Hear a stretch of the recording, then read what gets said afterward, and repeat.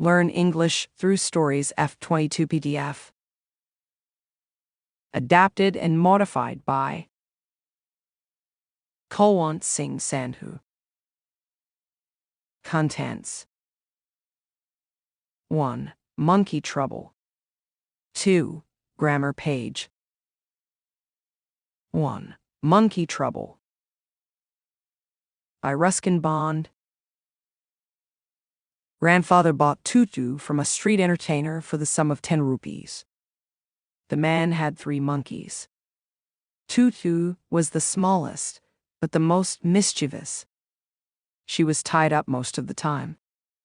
The little monkey looked so miserable with a collar and chain that Grandfather decided it would be much happier in our home. Grandfather had a weakness for keeping unusual pets. It was a habit that I, at the age of 8 or 9, used to encourage. Grandmother at first objected to having a monkey in the house. "You have enough pets as it is," she said, referring to Grandfather's goat, several white mice, and a small tortoise. "But I don't have any," I said. "You're wicked enough for 2 monkeys. 1 boy in the house is all I can take." "Ah, but Tutu isn't a boy," said Grandfather triumphantly. "This is a little girl monkey," Grandmother gave in. She had always wanted a little girl in the house. She believed girls were less troublesome than boys. Tutu was to prove her wrong. She was a pretty little monkey. Her bright eyes sparkled with mischief beneath deep-set eyebrows. And her teeth, which were pearly white, were often revealed in a grin that frightened the wits out of Aunt Ruby, whose nurse had already suffered from the presence of Grandfather's pet python. But this was my grandparents' house, and aunts and uncles had to put up with our pets. Tutu's hands had a dried-up look, as though they had been pickled in the sun for many years. One of the first things I taught her was to shake hands, and this she insisted on doing with all who visited the house. Peppery Major Malik would have to stoop and shake hands with Tutu before he could enter the drawing room. Otherwise, Tutu would climb onto his shoulder and stay there, roughing up his hair and playing with his mustache. Uncle Benji couldn't stand any of our pets and took a particular dislike to Tutu, who was always making faces at him. But as Uncle Benji was never in a job for long and depended on Grandfather's good-natured generosity, he had to shake hands with Tutu like everyone else. Tutu's fingers were quick and wicked. And her tail, while adding to her good looks, Grandfather believed a tail would add to anyone's good looks, also served as a third hand. She could use it to hang from a branch, and it was capable of scooping up any delicacy that might be out of reach of her hands. On one of Aunt Ruby's visits, loud shrieks from her bedroom brought us running to see what was wrong. It was only Tutu trying on Aunt Ruby's petticoats. They were much too large, of course, and when Aunt Ruby entered the room, all she saw was a faceless white blob jumping up and down on the bed. We disentangled Tutu and soothed Aunt Ruby. I gave Tutu a bunch of sweet peas to make her happy. Granny didn't like anyone plucking her sweet peas, so I took some from Major Malik's garden while he was having his afternoon siesta. Then Uncle Benji complained that his hairbrush was missing.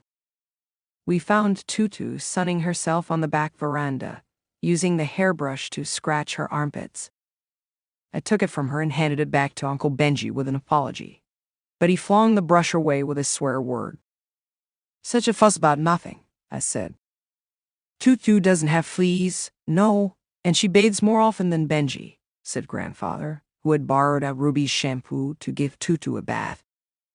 All the same, Grandmother objected to Tutu being given the run of the house. Tutu had to spend her nights in the outhouse, in the company of the goat. They got on quite well, and it was not long before Tutu was seen sitting comfortably on the back of the goat, while the goat roamed the back garden in search of its favorite grass. The day Grandfather had to visit Meerut to collect his railway pension, he decided to take Tutu and me along to keep us both out of mischief, he said. To prevent Tutu from wandering about on the train, causing inconvenience to passengers, she was provided with a large black traveling bag. This, with some straw at the bottom, became her compartment. Grandfather and I paid for our seats, and we took Tutu along as hand baggage. There was enough space for Tutu to look out of the bag occasionally, and to be fed with bananas and biscuits, but she could not get her hands through the opening, and the canvas was too strong for her to bite her way through.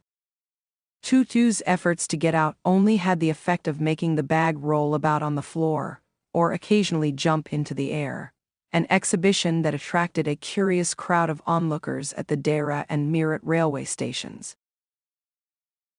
Anyway, Tutu remained in the bag as far as Meerut, but while Grandfather was producing our tickets at the turnstile, she suddenly poked her head out of the bag and gave the ticket collector a wide grin. The poor man was taken aback. But with great presence of mind, and much to Grandfather's annoyance, he said, "Sir, you have a dog with you. You'll have to buy a ticket for it." "It's not a dog," said Grandfather indignantly. "This is a baby monkey of the species Macacus mischievus, closely related to the human species Homus horribilis. And there is no charge for babies." "It's as big as a cat," said the ticket collector. "Cats and dogs have to be paid for." "But, I tell you, it's only a baby," protested Grandfather. "Have you a birth certificate to prove that?" demanded the ticket collector. "Next, you'll be asking to see her mother," snapped Grandfather. In vain did he take Tutu out of the bag. In vain did he try to prove that a young monkey did not qualify as a dog, or a cat, or even as a quadruped. Tutu was classified as a dog by the ticket collector, and 5 rupees were handed over as her fare. Then Grandfather, just to get his own back, took from his pocket the small tortoise that he sometimes carried about, and said, "And what must I pay for this, since you charge for all creatures great and small?" The ticket collector looked closely at the tortoise, prodded it with his forefinger, gave Grandfather a triumphant look, and said, "No charge, sir. It is not a dog." Winters in North India can be very cold. A great treat for Tutu on winter evenings was the large bowl of hot water given to her by Grandfather for a bath. Tutu would cunningly test the temperature with her hand, then gradually step into the bath, first one foot, then the other, as she had seen me doing, until she was in the water up to her neck. Once comfortable, she would take the soap in her hands or feet and rub herself all over. When the water became cold, she would get out and run as quickly as she could to the kitchen fire in order to dry herself. If anyone laughed at her during this performance, Tutu's feelings would be hurt, and she would refuse to go on with the bath. One day, Tutu almost succeeded in boiling herself alive. Grandmother had left a large kettle on the fire for tea, and Tutu, all by herself and with nothing better to do, decided to remove the lid. Finding the water just warm enough for a bath, she got in, with her head sticking out from the open kettle. This was fine for a while, until the water began to get heated. Tutu raised herself a little, but finding it cold outside, she sat down again. She continued hopping up and down for some time, until Grandmother returned and hauled her, half-boiled, out of the kettle. "What's for tea today?" asked Uncle Benji gleefully. "Boiled eggs and a half-boiled monkey." But Tutu was none the worse for the adventure, and continued to bathe more regularly than Uncle Benji. Aunt Ruby was a frequent taker of baths. This met with Tutu's approval, so much so that, one day, when Aunt Ruby had finished shampooing her hair, she looked up through a lather of bubbles and soap suds to see Tutu sitting opposite her in the bath, following her example. One day Aunt Ruby took us all by surprise. She announced that she had become engaged. We had always thought Aunt Ruby would never marry. She had often said so herself. But it appeared that the right man had now come along in the person of Rocky Fernandez, a schoolteacher from Goa. Rocky was a tall, firm-jawed, good-natured man, a couple of years younger than Aunt Ruby. He had a fine baritone voice and sang in the manner of the great Nelson Eddy. As Grandmother liked baritone singers, Rocky was soon in her good books. But what on earth does he see in her? Uncle Benji wanted to know. More than any girl has seen in you, snapped grandmother. Ruby's a fine girl, and they're both teachers. Maybe they can start a school of their own. Rocky visited the house quite often and brought me chocolates and cashew nuts, of which he seemed to have an unlimited supply. He also taught me several marching songs. Naturally, I approved of Rocky. Aunt Ruby won my grudging admiration for having made such a wise choice. One day I overheard them talking of going to the bazaar to buy an engagement ring. I decided I would go along too. But as Aunt Ruby had made it clear that she did not want me around, I decided that I had better follow at a discreet distance. Tutu, becoming aware that a mission of some importance was underway, decided to follow me. But as I had not invited her along, she too decided to keep out of sight. Once in the crowded bazaar, I was able to get quite close to Aunt Ruby and Rocky without being spotted. I waited until they had settled down in a large jewelry shop before sauntering past and spotting them, as though by accident. Aunt Ruby wasn't too pleased at seeing me, but Rocky waved and called out, "Come and join us. Help your aunt choose a beautiful ring." The whole thing seemed to be a waste of good money, but I did not say so. Aunt Ruby was giving me one of her more unloving looks. "Look, these are pretty," I said, pointing to some cheap bright agates set in white metal. But Aunt Ruby wasn't looking. She was immersed in a case of diamonds. "Why not a ruby for Aunt Ruby?" I suggested, trying to please her. "That's her lucky stone," said Rocky. "Diamonds are the thing for engagements," and he started singing a song about a diamond being a girl's best friend. While the jeweler and Aunt Ruby were sifting through the diamond rings, and Rocky was trying out another tune, Tutu had slipped into the shop without being noticed by anyone but me. A little squeal of delight was the first sign she gave of her presence. Everyone looked up to see her trying on a pretty necklace. "And what are those stones?" I asked. "They look like pearls," said Rocky.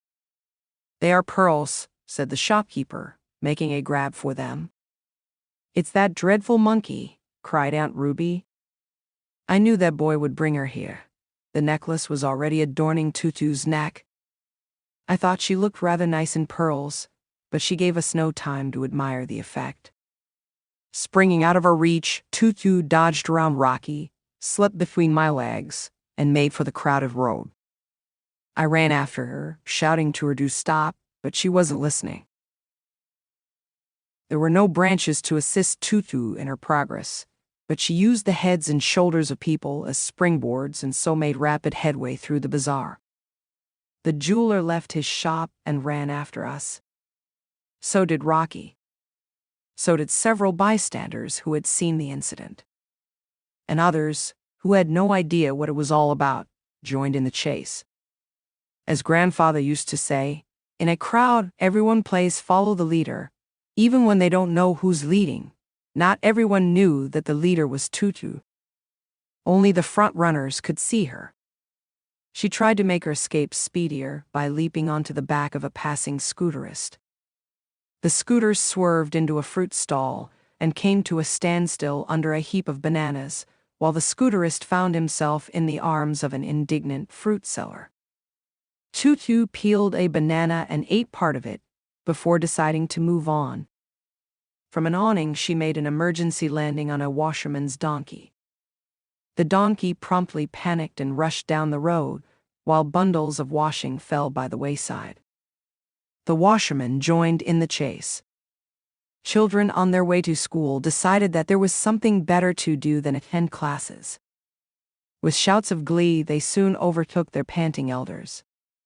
Tutu finally left the bazaar and took a road leading in the direction of our house. But knowing that she would be caught and locked up once she got home, she decided to end the chase by ridding herself of the necklace.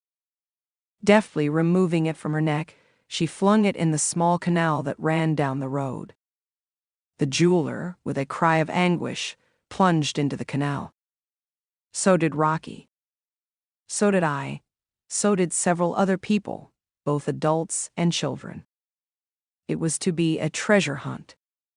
Some 20 minutes later, Rocky shouted, "I've found it." Covered in mud, water lilies, ferns, and tadpoles, we emerged from the canal, and Rocky presented the necklace to the relieved shopkeeper.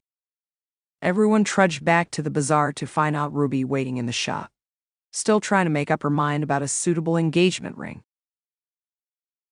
Finally, the ring was bought, the engagement was announced, and a date was set for the wedding.